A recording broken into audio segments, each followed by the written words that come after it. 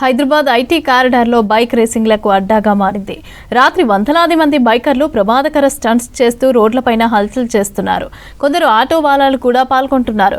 ఈ స్టంట్స్ చూడటానికి వేలాది మంది వస్తున్నారు. నడి రోడ్డుపైన రీల్స్ చేసేందుకు యూత్ వస్తున్నారు.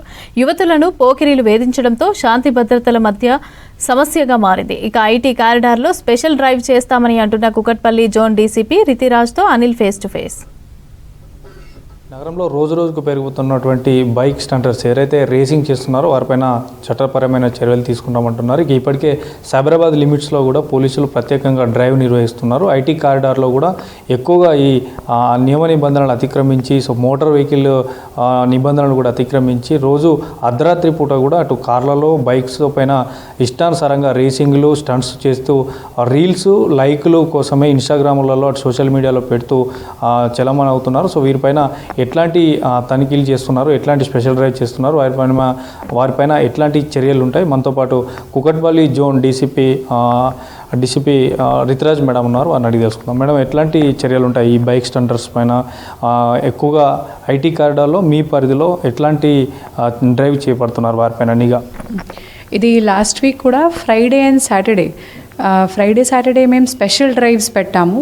మన టోటల్ 65 మెంబర్స్తో పాటు మన జోనల్ ఫోర్స్ ట్రాఫిక్తో పాటు కోఆర్డినేట్ చేసి మన ఏసీపీ ఎస్హెచ్ఓతో పాటు అందరు మేము ఈ డ్రైవ్ చేశాము.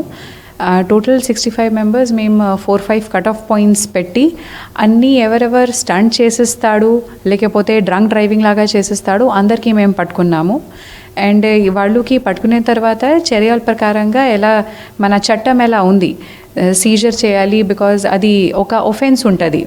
ఇలాగా పని చేసిన తర్వాత ఈ ఒఫెన్స్ మీద ఏం బైక్ యూజ్ అయింది అది కూడా మేము సీజ్ చేస్తాము. సో అంటే ఐటీ కారిడార్తో పాటు మీ లిమిట్స్లో ఎక్కువగా ఎట్లాంటి బైక్స్ ఆర్ కార్స్ను మీరు ఐడెంటిఫై చేస్తున్నారు? ఇది 3 కేటగిరీస్ యాక్చువల్గా. ఇప్పుడు మీరు చూశాడు రీల్ ఇప్పుడు చాలా వైరల్గా అయింది. ఒక ఆటో నుంచి వాళ్ళు స్టంట్ చేసేస్తాడు, ఆటో నుంచి బైక్స్ నుంచి కార్స్ నుంచి అన్నీ వాళ్ళు చేసేస్తాడు. తర్వాత పేవ్మెంట్స్ మీద వచ్చి రోడ్ మీద వచ్చి వాళ్ళు రీల్స్ క్రియేట్ చేసేస్తాడు. రీల్స్ క్రియేట్ చేస్తే ఏమీ ప్రాబ్లం లేదు, కానీ ఆ కారణం 400-500 మెంబర్స్కి క్రౌడ్ జమ అవుతుంది, పబ్లిక్ న్యూసెన్స్ క్రియేట్ అవుతుంది.